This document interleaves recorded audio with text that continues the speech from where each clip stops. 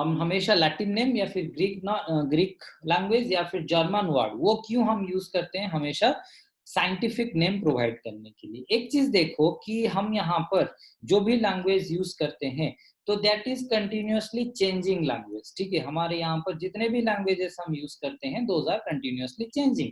सच as, आप लोग मुझे बता सकते हो हिंदी में या उड़िया में टेबल को क्या बोलते हैं? कोई बता सकते हो? Phonetic. क्या Phonetic. क्या बे, से टेबल नुआ टेबल, Quotable. ऑडियो वाला टेबल, पढ़ने वाला टेबल से जो तुम्हारा जो टेबल 2 2 जा 3 के कौन 2 2 जा 4 2 3 जा 6, दैट इज मेज, ठीक है। उसको हम बोलते हैं मेज, ठीक है। ओडिया रे कहती मेजो हैला तो अल्टीमेटली आज why the language is continuously changing, why the words are continuously changing, that is due to the normal। अच्छा, ट्रेन का उड़िया क्या है या फिर ट्रेन का इंग्लिश जो हिंदी क्या, ठीक है, वो आपको पता होगा। ट्रेन का कौन बता सकता है? रेलगाड़ी। हाँ, हिंदी में होता है रेलगाड़ी और उड़िया में होता है, पता नहीं। उड़िया में होता है रेड़ो, और दैट इज ऑल्सो रेलगाड़ी। प्यूरिफाइड उड़िया में बोलोगे दैट इज बाष्पीय सकट, ठीक है। उसको बोलते हैं बाष्पीय सकट, ठीक है। तो उसके बारे में आपको पता नहीं है।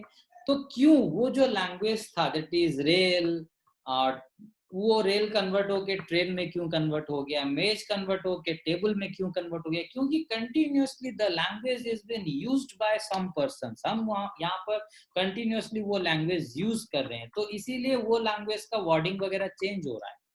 लेकिन हम साइंटिफिक नेम में जो वर्ड यूज करना चाहिए जिस साइंटिफिक नेम में, तो वो डेफिनेटली क्या होना चाहिए, एक फिक्स होना चाहिए। मतलब अभी हम जो पढ़ेंगे 50 साल बाद भी जो जनरेशन आएगा वो वही पढ़ना चाहिए।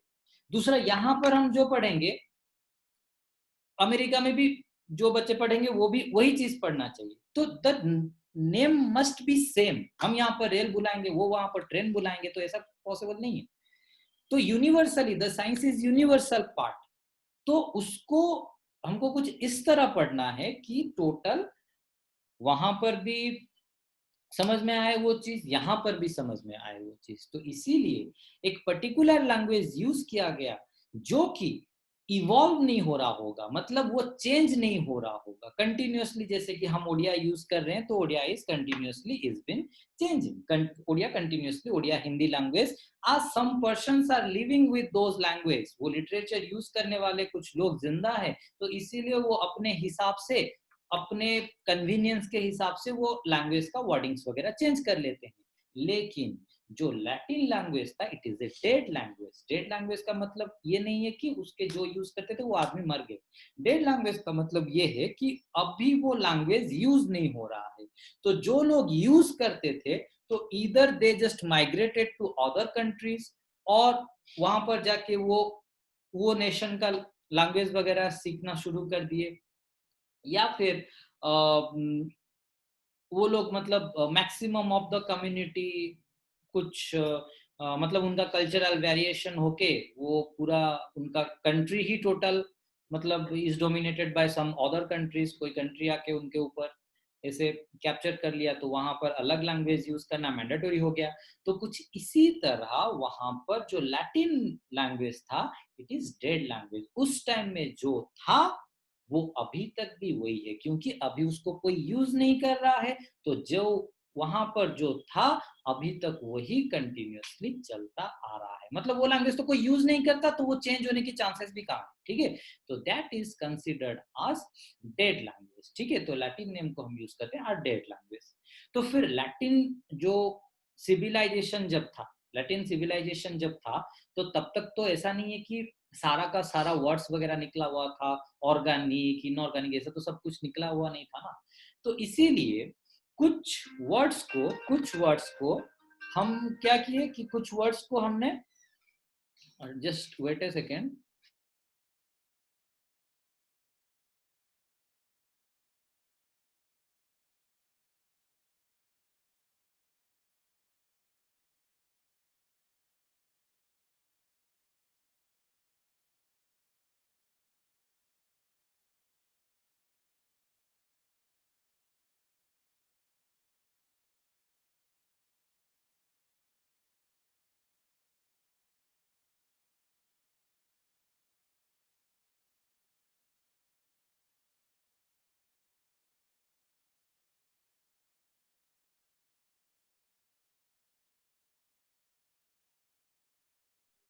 हाँ, तो आई वाज टेलिंग कि मैं क्या बोल रहा था?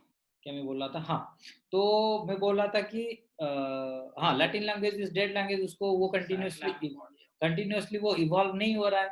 दूसरा चीज़, हाँ, तो कोई अगर कोई मतलब लैटिन सिविलाइजेशन जब था, तो उस टाइम में अगर कुछ ऐसे मतलब कुछ वर्ड्स वगैरह अगर डिस्कवर नहीं हुए थे, तो मिलन वेट कर दीजिए। कोई वर्ड्स वगैरह अगर डिस्कवर नहीं हुए थे, तो उसको लैटिनाइज किया जा रहा है, मतलब उसको कुछ मतलब मॉडिफाई करके लैटिन नेम के हिसाब से बना जा रहा है, या फिर उसको, अरे दे दे इसे चिपकिन कर दे, है ना? या फिर उसको अगर लैटिन में नहीं पॉसिबल नहीं हो रहा है, तो we can use the Greek name, ठीक है, क्योंकि Greek is partially dead language, ठीक है, ग्रीक बहुत एंशिएंट टाइम में था। फिर ग्रीक में अगर नहीं हो रहा है, तो we should use the German language. आप बोलोगे कि सर जर्मनी तो अभी तक एग्जिस्ट कर रहा है, बट नो, जर्मनी एग्जिस्ट कर रहा था। Germany language is actually the pure Nazi language जो हिटलर के टाइम में यूज होता था, ठीक है, तो वो Nazi language is continue completely dead, ठीक है। जर्मनी का लैंग्वेज कुछ अलग है, वो जो नाजी लैंग्वेज है, जो जर्मन लैंग्वेज है, जो नाजी लैंग्वेज, वो कंप्लीटली क्या हो गया, डेड है, ठीक है। तो वी कैन यूज दोस, ठीक है। Okay, that's all for today. We will start the basic. Now we will go for slightly higher level of the atomic structure chapter. So we will complete over we will see over each other in the next class. Okay. Okay. Thank you. I will upload the video. ठीक है, देख लेना. Subscribe my YouTube channel, please like.